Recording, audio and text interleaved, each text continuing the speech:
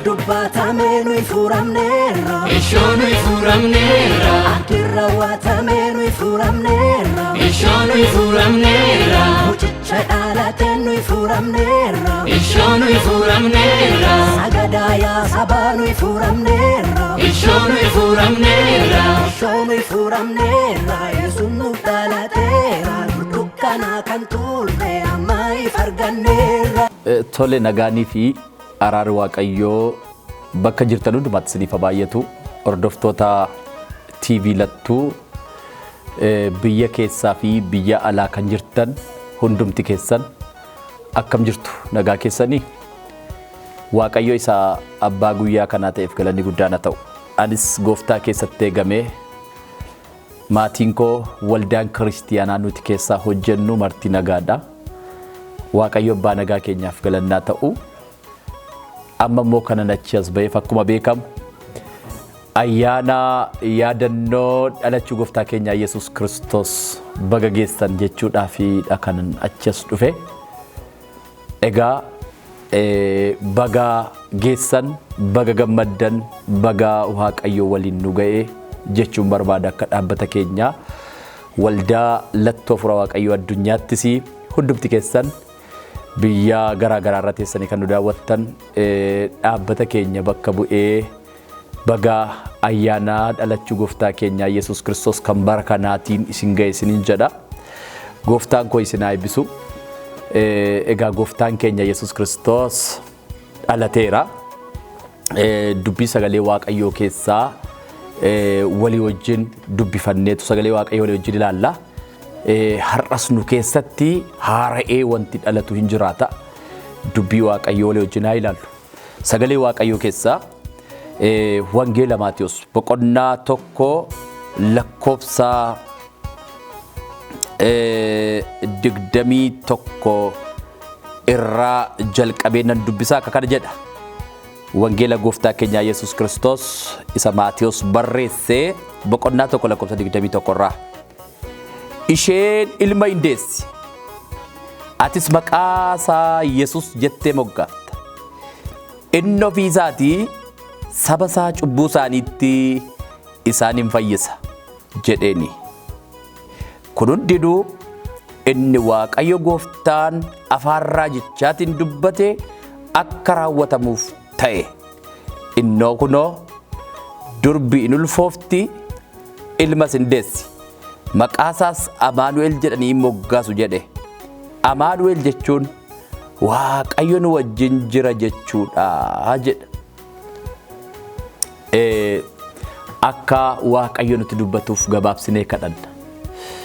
Abbaa Gooftaa keenyaa Yesuus Kiristoos Waaqa barri jireenya keessirraan dabarre bara baraan kan jiraattu sababa gaarummaa kee har'a kana danageenye yaa Waaqayyo si galateeffanna. Galanni ulfinni siif haa ta'u. Garaan keenya, qalbiin keenya, yaadi keenya yeroo hundumaa si galateeffata. Dhihee barii lafaatti ashaaraan gargaarsaa dhaqnarraa nu ifu gocha keeti. Waa hundumaarra kan caalu deeggarsati nu taasifteen carraan jiraachuu keenyaa bulee dabalaa akkaataa haala ulfaatoo qilleensi fururtu kana keessatti luka kan kaafannu martisaayyuu siistema mataa keetiin situ baasee nu galchaa jira. Waa'ee oolmaa kee hundumaaf galanni siif haa ta'u. Yeroo kana immoo sagalee kee nutti dubbadhu. Maqaa Gooftaa Yesuuseen. Ameen. Egaa televizyina mo'aatiinis kan nu daawwattanii akkuma kanallee feesbuuka keenyaa yuutuuba keenyaan kan nu daawwattanii seenaa dhalachuu Gooftaa keenyaa Yesuus Kiristoos walii wajjin ilaalla. Gooftaan keenya Yesuus Kiristoos karaa raajicha Isaayyaasiinii raajicha Isaayyaas boqonnaa 7 lakkoofsa 10 irratti kunoo durbi indeessii in ulfooftii ilmas indeessi kan jedhu raajichi Isaayyaas raajee ture. Isaayyaas boqonnaa 7:10 irraa yommuu dhattanii ilaaltan durbi in ulfooftii ilmas indeessi jedheetu raajii kana dubbatee ture. Dura kan dubbatamedha jechuudha. akka ergaa Phexros keessatti immoo gaafa ilaaltanii Phexros jalqabaa boqonnaa tokko lakkoofsa 20 irraa immoo utuu lafti kun hin uumaminuu waa yaadaan qabamee turetu mul'ifame isinis immoo isatti amanuudhaanii jireenyicha keessatti hammatamtaniittu jedheetu dubbate Phexros. Kanaaf Gooftaan keenya Yesuus Kiristoos seenaan dhalachuu isaatii karaa raajicha Isaayyaasiin ergaa dubbatamee turedha. Durbi in ulfoofti jedha. Egaa ulfaa'uun durbaa as sociability akka hawaasa keenya gidduutti durbi ulfaa'uun waan baratamaa safuu hawaasaa eegu miti. Jechuun wanta ulfina ta'ee hawaasa gidduutti dubbatamu miti. Garuu kun geggeeffama hojii hafuurri Waaqayyoo godhudha, hafuurri qulqulluun godhudha waan ta'eef raajiin kun dursa yaadame ture. Gooftaan Yesuus Kiristoos akka cubbuu biyya lafaarraa fuudhu duraa yaadaan qabame waan ta'eef dhalli namaa martiniyyuu karaa Yesuus Kiristoos aara akka galfatu, riqicha jireenyaa akka argatu dubbatamee ture waan ta'eef ta'e kun. Innaa raajichi Isaayyaasii durbatu ulfaa'ee ilma daa'edhe. Ilma deessii jedhetu sagalee raajummaa sana dabarsee ture. Kutaa kanatti gaafa dhufnu Maatiyos sanamma dubbisa kanatti gaafa dhufnu Yooseftuu kaadhimaa qaba ture, kaadhimaan isaa Maariyaam jedhamti. Waa'een seenaa dhalachuu Gooftaa Yesuus eenyuma duraa dhokataa miti. Yoosef Maariyaamiin kaadhimmateetu jiru. Kaadhima jechuun hamma guyyaa cidhaatti achitti kabajaan abaluu kaadhimmate dhameetu kabaji walii eeggamee kabajaanidha kan walii tajaajilamu yookiis sammuu walii eeganii kan isaan jiraatan kabajaanii wal quunnamtee yookiis wal bira ga'uun gaa'ila dursaa hin jiru jechuu kooti. Yeroo sanatti Maariyaamiif Yoosef wal kaadhimmatanii turanii kutaa kana keessatti Maariyaam in ulfoofte jedha. Ulfa Maariyaam gaafa baru Yoosef yaada isaa keessatti ishee dhiisuudhaaf murtoo godhe jedha. Yaada isaa keessatti addabaabaayii duratti namoota baay'ee duratti baasee ishee salphisuudhaaf murtoo godhe jedha utuu hin taane yaada isaa keessatti dhoksee dhiisuu yaade Yoosef. Maaliif wanticha kaadhimni isaa gaafa isheen manatti ulfooftu akkatti fudhatu dhabeetu garuu qajeelummaa waan qabuuf salphina godhee bakkeetti dubbachuu hin barbaanne dhokseetu ishee dhiisuudhaaf yaale jedha macaafi. Yoosefiifuu hin galle jechuudha kaayyoon ulfaa'u Maariyaam. Garuu raajii dur karaa Isaayyaas raajame sanatu ta'e. Kaayyoon Waaqayyoo, yaadni Waaqayyoo jireenya keenya keessatti gaafa ta'u warri mana keessaa wajjin jiran, ollaan wajjin jiran, namoonni naannoo keenyaa quba hin qaban, hin beekan, namni nutti siquyyuu hin beeku. Yaadni Waaqayyoo yeroo nu keessatti ta'u. Isa Maariyaam keessatti ta'e kana Yoosefiif hin galle. Garuu inni ishii dhiisuudhaaf yaada hire. Garuu ergamaan Gooftichaa erga inni gara boqonnaa isaa, gara hirriba isaa erga inni dhaqee gara Yoosef dhaqee ishee dhiisuudhaaf akka inni yaada hin hirretti dubbate. Kunoo isheen hafuura qulqulluudhaan waan ulfoofteef jedhe ergamaan Gooftichaa. Maariyaam isheen hafuura qulqulluudhaan waan ulfoofteef ishee dhiisuudhaaf yaada kee hin hirin, garaa kee hin kennin jedhe. Egaa Waaqayyo yeroo jalqabu hamma xumurutti kan biraatti mataa dubbii dhala namaa hin kennu. Si keessatti gaafa waa jalqabu Waaqayyo hamma dhuma isaatti si wajjin ta'ee fiixaan baasaa faayilaataa jechuu kooti. Waaqayyo si haa jalqabu malee. Yoosefiif mata dureen kun hidhifne yeroo hidhifnetti yaada isaatii waan dhiisu murteeffate. Garuu gaafa ergamaan Gooftichaa gara isaa dhaqeetti dubbatu namichi qajeelina garaa kee waan qabuuf Maariyaamiin ofitti fudhatedha. hirribaa dammaqee hirriba isaa keessaa ka'ee kaadhimaa isaa ofitti fudhate jedha. Durbi hafuura qulqulluudhaan ulfoofte kuni akka kartii Yesuus Kiristoosiin deesse. Seenaan dhalachuu Yesuus kana fakkaata. Utuu dhiirri biraan ga'in akka baratamaa naannoo keenyaatti uumamaattis wanti baratamaan dubartiin tokko kan isheen pireeginaantiitti dhuftu yookiin carraa ulfaatti kan isheen dhuftu yeroo dhiirri tokko ishii bira ga'u. Inni kun garuu it is very different from other. Garaagara. Wanti adda isa godhu maa inni dhiirri utuu ishii biraan ga'in ta'e. Kun gocha hafuurri qulqulluun Maariyaam keessatti godhedha jechuudha. Har'as maqaa Gooftaa Yesuus Kiristoosiin hojii harki namaa keessa hin jirre. Sagantaa harki namaa keessa hin jirre kan Waaqayyo si keessatti jalqabee addunyaan ittiin dinqifatu mata duree wayii si keessatti dhalatu. Obboloota ko Waaqayyo jireenya namaa qabatee jennaan sagantaa ollaatti baratamaadhaan naman jalqabu.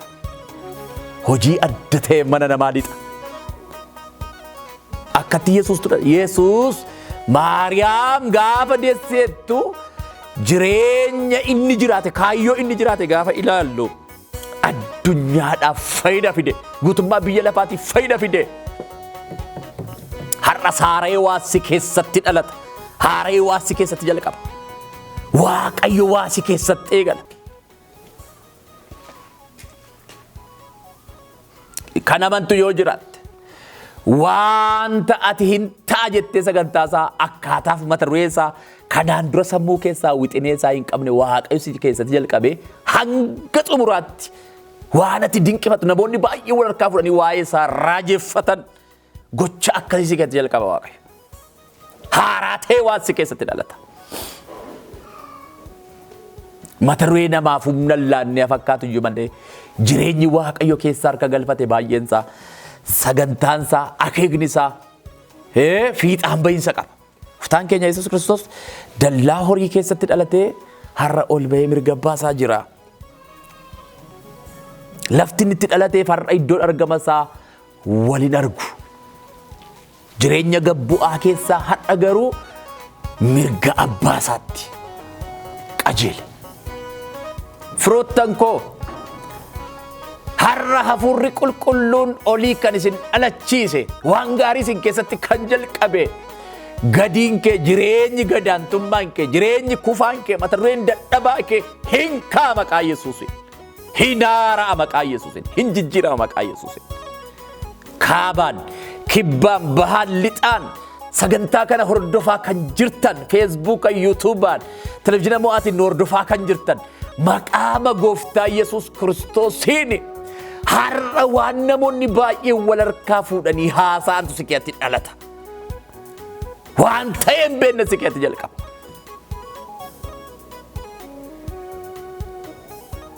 Isa Luqaas keessaa gaafa dubbistan namoonni baay'een ayyaana qabeettiidha naan jedhu jette Maariyaam. Ayyaana qabeettiidha naan jedhu. Dubbatee Waaqayyo maqaa haaraa sii kenna. Mata duree namaaf salphina jedhamee haasa'amuun maqaa haaraa moggaafattaati. Mata duree nama biratti ka'ee gaaromee haasa'ama jedhamee hin yaadamnetu jireenya kee jijjiira. Dhalachuu Yesuus Kiristoosiin bu'aa kiristiyaanonni buufatanii waa hedduutu jira jechuudha.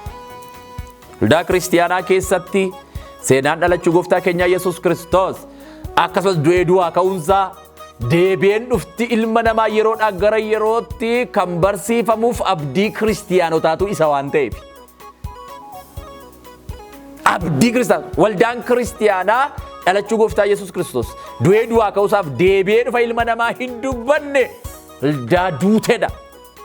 Maaliif bazimentii waldaa kiristiyaanaa Yesuus waan ta'eef mataadha waan ta'eef. Mataa waldaa kiristaanaa Yesuus waan ta'eef.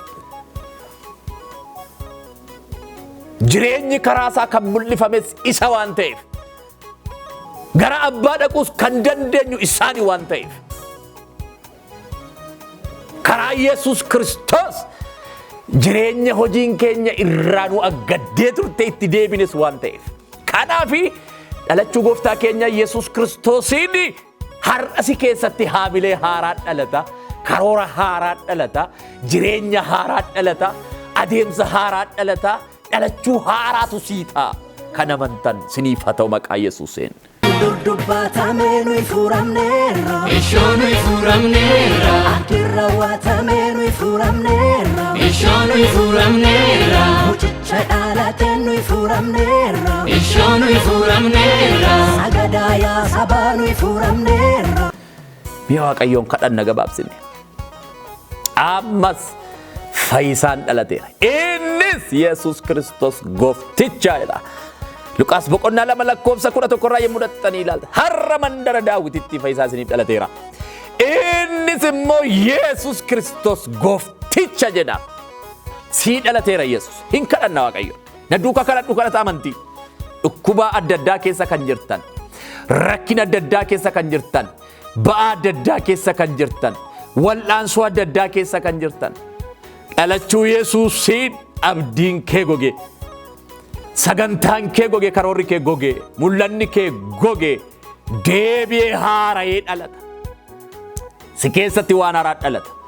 Jireenya kee keessatti waan haaraa, humna fixeera, qabeenya koo fixeera, beekumsa koo fixeera, dandeettii koo fixeera kan jette, ogummaa qabu fixeera kan jette, yaaliin qabu fixeera kan jette, karooran qabu fixeera kan jette. Yeroo kana sirrattan dubbadha. Iddoo amma jirturra dhaabattee borii keef abdiin kan waa'ee keef hin jirre kan sitti fakkaate. Amma laphee kee keessatti sooftiweerii haaraatu biqila. Jireenya haaraa biqila. Sagantaa haaraa biqila. Hin dhalata si keessaa waan haaraatu. Mata duree haaraa biqila. Loora samandora jiinamo turra labagas. Ampara diina jeenamorra labadiya. Maqaa Yesuusi. Jireenyi karaa Kiristoos mul'ifame sun ija duraa kan si bade.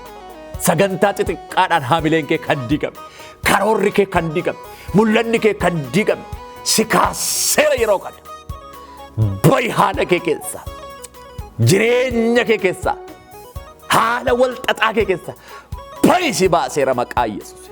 Lafa dhibee kee harka kee kaa'ime, lafa si dhukkubura harka kee kaa'ime, lafa si dhukkubura iskiriina kanatti hidhadhu qabi maqaa Yesuusin. Maqaa Yesuusin haqeera si kee. Haqeera si kee abdii kan si kutachiise. Mata duree akka nama muka qabatu hin qabneetti waa meeqas yaasofsiise kan cireera sirraa galgala kan amanii fudhadhu na harka. Iskiriina keenya tuqiitii amantiidhaan na duuka kadhadhu. Cireera mata duree hin barbaachifne. Sagantaa hin barbaachifne cireera sirraa. Bayi haala kee kee. Bayi haala kee keessa. Sagantaan gaa'ila kee kan diigame, sagantaan hojii kee kan diigame, sagantaan karoora kee kan diigame, bayi maqaa Yesuusin keessaa bayi jireenya abdiin qabne kana kee bayi. Seexaniin amantaatu kan siin jedhe. Haalli hundumtu gurratee abdii kan si kutachiise, boqonnaa kan si dhorkate, darba kan si dhoowwate, bayi si baaseera. Bayi si baaseera. Abjuu keetti deebi'i, mul'ata keetti deebi'i, faarfannaa keetti deebi'i, tajaajila keetti deebi'i, kadhannaa keetti deebi'i, raajummaa keetti deebi'i, lallaba keetti deebi'i, afaan haaraa keetti deebi'i. Maqaa Yesuusiin haara'uun siif haa ta'u. Dhalachuu haaraan siif haa ta'u. Olii humni haaraan si dhalachiisu siif ramadamu galgala kan. Siif ramadamu. Siif ramadamu. Siif ramadamu. Siif ramadamu. Rola baturra diina mansiya. Waan haaraan siif haa ta'u maqaa Yesuus. Jireenyi kee gogaa kan sitti fakkaate. Onaa kan sitti fakkaate. Wanti hundumtu cufaa kan sitti fakkaate. Haalli kee hundumtu diigamaa kan sitti fakkaate. Yeroo kana jalqabe maqaa Gooftaa Yesuus Kiristoos. Dhibee kee, gaaffii kee, qormaata kee, yaaddoo kee si urgufachiiseera. Yaa Waaqayyoo, karaa garaa garaa nu dhaggeeffachaa kan jiran, biyya alaa biyya keessaa kan jiran kana humna gargaarsa keetiitiin, jabina keetiin, aangoo keetiin, dandeettii keetiin, lafa isaan of dadhabeera jedhanirraa moggaasa maqaatti kennanii dadhabameera faayilli koo lafa isaan jedhan kana humni kee tuqee isaan kaasu. Jijjiiramanii of argan, ba'anii of argan, haati hiyyeessaa lafa dhaqxu dhabdu of keessatti si argitee gammachuudhaan hadhaalamtu. Yeroo kana humni moo'icha kee mana warra eessan dhaqa jedhanii haqaqqabu. Diinqa ta'anii nu dhaggeeffataa jiran, nu hordofaa jiran, biyya garaa garaa irra ta'an irraa yaadatamuun isaaniif haa ta'u. Isa kufeera badeera jedhan dhiisanii ka'eera jabaadheera dhaabadheeraan keessa isaaniitiin dhidhiittatee haa ka'u. Gaariin kee mana warra si dhaggeeffataniitii haa dhaga'amu. Humna gargaarsaa, jabina, dandeettii, aangoo keessa jabaa sanaan waan haaraa waan gootuuf Gooftaa si haa galatu. Maqaa Yesuus Kiristooseen. Ameen. Dudubbatamee nuyi furamneerra. Ishoo nuyi furamneerra. Akirra waatamee nuyi furamneerra. Ishoo nuyi furamneerra. Mucicha dhalatee nuyi furamneerra. Ishoo nuyi furamneerra. Sagadaayaa sabaa nuyi furamneerra. Ishoo nuyi furamneerra. Ishoo nuyi furamneerra. Yesuun nuuf dhalateera. Dukkanaa kan tuulu.